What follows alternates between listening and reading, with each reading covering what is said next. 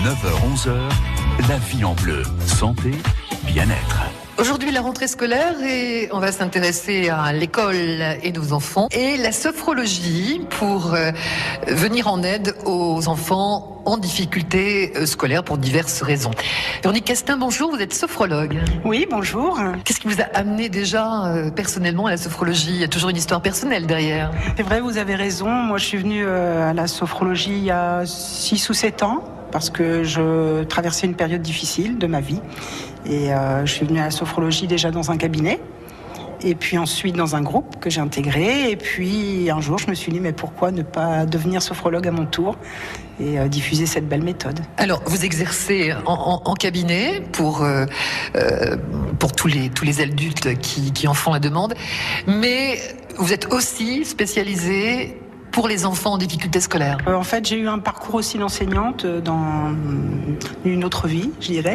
Et je me suis toujours intéressée aux enfants en difficulté, un peu démunis parfois quand on est enseignant. Et là, je trouve que j'ai un outil formidable pour leur venir en aide. Comme chez l'adulte, du stress, du manque de confiance en soi.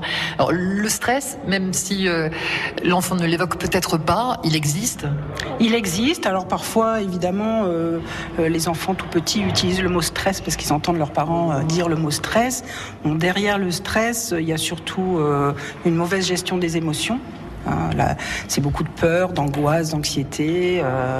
Bien par exemple par rapport à l'école, comment ça va se passer si je change de classe, si je n'ai pas le même maître, pas les mêmes camarades, des petites angoisses d'enfants, mais qui peuvent vraiment générer un stress assez intense. Ça engendre des difficultés de concentration parfois. Ça peut aussi entraîner des troubles du sommeil, des cauchemars, des difficultés à l'endormissement. Évidemment, ces enfants-là, à l'école, vont avoir un peu de mal à se concentrer puisqu'ils vont être fatigués, tout simplement. Les facteurs d'échec scolaire sont assez larges. Maintenant, ce que je vois, moi, dans mon cabinet, c'est des enfants qui manquent de confiance en eux. Par exemple, des jeunes filles très timides au collège qui n'osent pas répondre aux professeurs alors qu'elles connaissent la réponse, tout simplement, qui se sentent un petit peu bloquées à ce moment-là. Et puis, évidemment, le manque de confiance, ça engendre aussi une peur terrible de l'échec. C'est-à-dire qu'elles vont, ou ils vont, il y a aussi des garçons, anticiper négativement, par exemple, un contrôle. On dit, de toute façon, je vais le louper.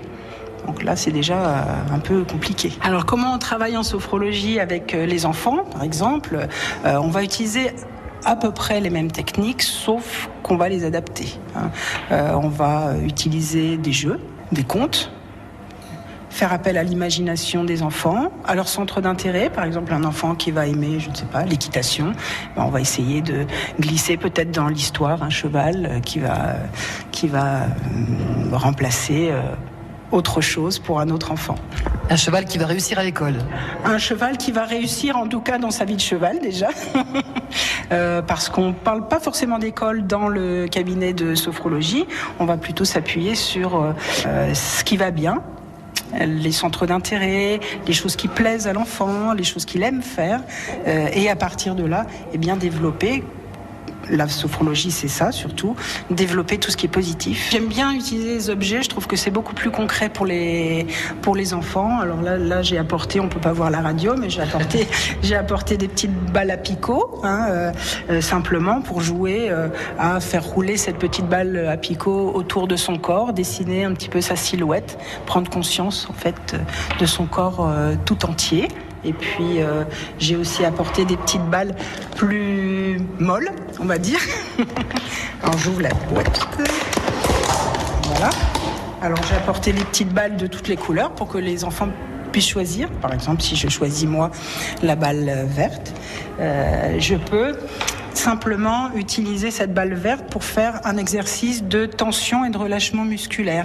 Donc, je prends un petit peu d'air, je mets la balle dans ma main, et puis, je tends mon corps et je fais tout dur. Alors dur comme Annie, comme qu'est-ce que vous choisissez ? Du bois. Comme du bois.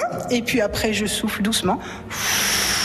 Je relâche un petit peu la balle en même temps et mon corps devient mou, comme une pâte à modeler. Comme de la pâte à modeler. Et la balle, ils repartent souvent avec. Ce que je leur dis, la balle, tu peux la mettre dans ta poche, discrètement. Puis quand ça va pas, à l'école, ou avec ton papa, ta maman. Tu prends un petit peu d'air, tu bloques, tu serres la balle très très très très très fort, t'es dur comme du bois, et puis tu souffles. Tu deviens la pâte à modeler, ça va mieux ? Oui, ça va mieux.